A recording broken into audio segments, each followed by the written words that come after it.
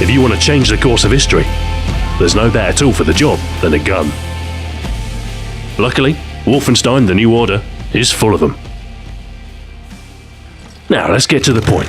Most of the arsenal on offer relies on a steady feed of ammo. But even if you're out of bullets, there's always your trusty steel. When applied to the right spot, a blade's incisive attack will prove very effective. You might think 2 knives overkill, but a spare is often useful to extend your range. A deft toss, and you can make your point silently across a room. Most of the time though, you'll be going loud and tackling foes with your primary arm. And the first you'll get your hands on is your trusty SMG.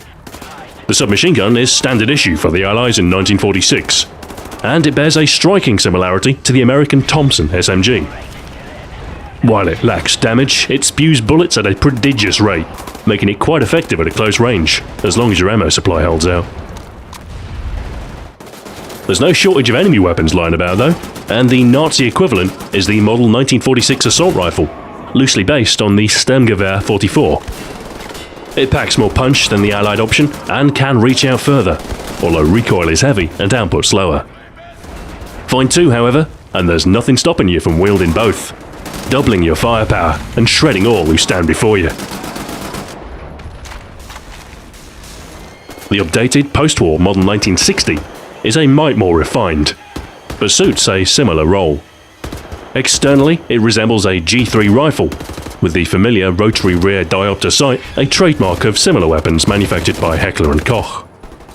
It's the standard armament of most of the enemies you'll face, and, like its predecessor, 2 held in unison can put on an impressive show. Speaking of power, few weapons are as potent up close as a shotgun, and the double-barreled is an iconic classic. Although you're limited to 2 rounds between lengthy reloads, it's a potent choice in close quarters that can quickly shut down a threat. A slightly more high-tech alternative is the automatic shotgun, a heavy belt-fed weapon that draws from a 20-round magazine. In tighter corridors, there's not much that will stand up to such a barrage. And perhaps even better is the fact that you can wield 2 at once. Later on, you'll discover the shrapnel shell mod, firing rounds which ricochet off hard surfaces, potentially finding soft targets round corners and in cover. Every good primary weapon deserves a sidearm, and you'll be able to find a pistol to call your own from a fallen Nazi officer. The Model 1946 handgun appears to be an iteration of the classic pistol Parabellum 1908, more commonly known as the Luger.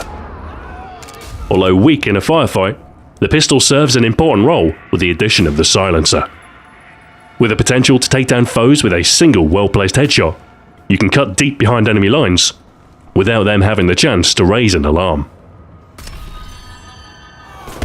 The updated version, the Model 1960, has a slightly smoothed exterior and fires a 3-round burst by default.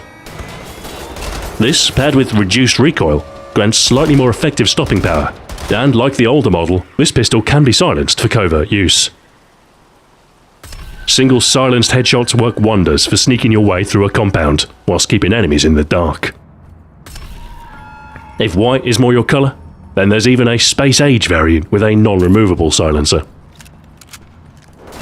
Similarly modern is the Marksman rifle, a precision weapon whose flat-sided construction bears resemblance to more modern rifles such as the Scar. Its primary mode comes equipped with a telescopic sight, ideal for picking off enemies from afar with well-placed headshots.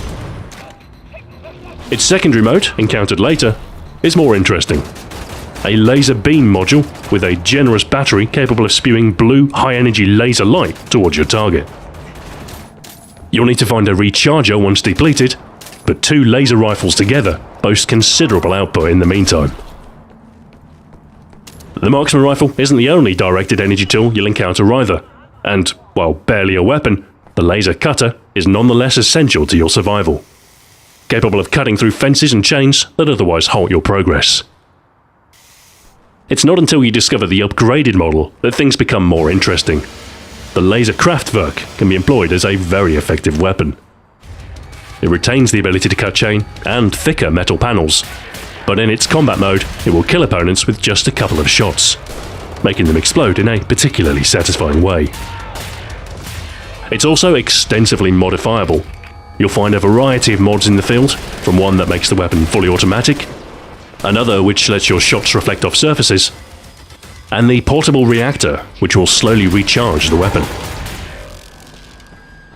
If you're after a means to flush out your enemies, or just want to cause mayhem, then the explosive options are a safe bet.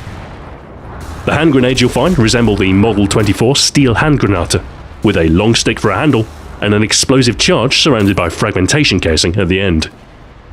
They work well against larger groups of infantry in close proximity, and the threat of an imminent explosion will dislodge stubborn foes from cover. The post-war replacement is the Tesla grenade. Similarly explosive, but with an electric twist that shuts down any electronics briefly within the blast radius. This makes it particularly effective against heavily armoured opponents, opening up a window of opportunity whilst they're stunned. You can get more bang for your buck with a mod for the Model 1960 assault rifle. The underslung rocket launcher affixes on the barrel, with explosive interdiction enough to tackle all but the mightiest of opponent with a single round. Top of the tree in firepower are the mounted machine guns. The MG46 is a rotary barrel minigun, normally fired from an emplaced position, although you can detach the weapon if you don't mind being lumbered with a huge hunk of steel. Ammunition is limited, but while it lasts, you'll shred the opposition. If you're looking for sustained firepower, the MG delivers it in spades. The updated version, the MG60, has a barrel shroud reminiscent of the real-life MG42, but the rotating energy disc reveals that this is no ordinary machine gun. Instead of firing regular bullets, the MG60 is a sustained fire energy weapon, with a stream of red bolts painting a swath through any defensive line. This also means you can recharge the weapon. Look for the same charges that power your laser cutter, and you can top up this portable turret for repeated use. That's about all of the infantry weapons you'll find, but sometimes you'll encounter end-placed weapons on a larger scale. Although for the most part these remain firmly rooted to the ground, as they're much too large to be man-portable. Still, make use of them when you can. You'll need all the help you can get under the heel of an iron regime. No doubt there's one heck of an arsenal at your disposal, but it's up to you to make it count. Thanks for watching, and until next time, farewell.